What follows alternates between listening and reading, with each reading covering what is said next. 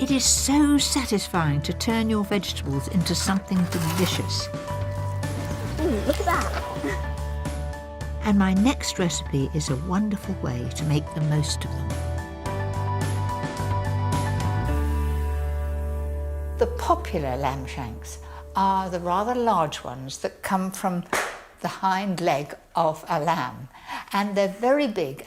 These are the fore shanks. That's from the front leg of the animal, and I think these are a much better size for one portion. And if you cook them long and slow, they taste absolutely delicious. First, brown the shanks in some really hot oil. The reason for browning them is it seals the outside. Also, it gets a lovely brown crust on them, and that helps to give colour to the casserole at the end, as well as flavour. Now add 2 large sliced onions and 2 cloves of garlic. Give that a good stir round. Once these have softened, add 400 ml of beef stock. So bring that to the boil. To thicken the gravy, take a rounded tablespoonful of flour and add 300 ml of red wine.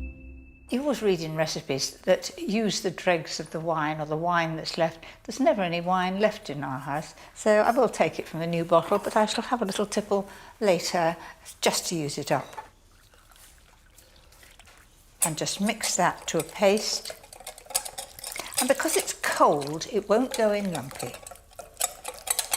So I'll pour that in, stirring all the time, and that will just thicken it up a little. To give the gravy extra depth, I like to add a teaspoon of chopped rosemary and a tablespoon of red currant jelly.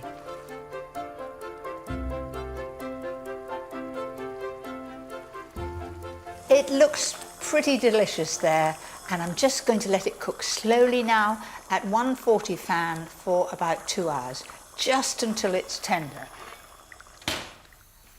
When you grow your own vegetables, they're very precious, but sometimes when you put vegetables into a casserole, they're cooked for far too long, they lose their flavour and they're mushy.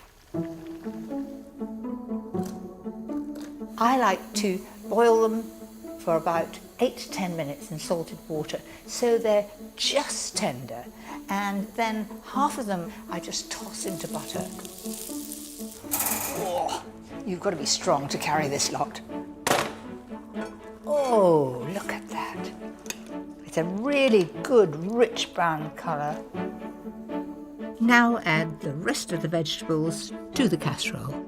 So everybody will have some vegetables that are actually in the casserole and some that are lovely and fresh looking and colourful. And then a little of the sauce over the top.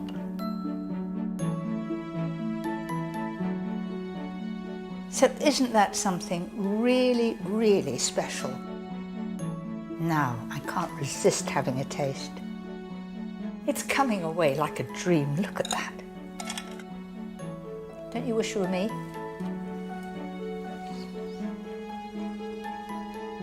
Do you know what? That's a cracking recipe.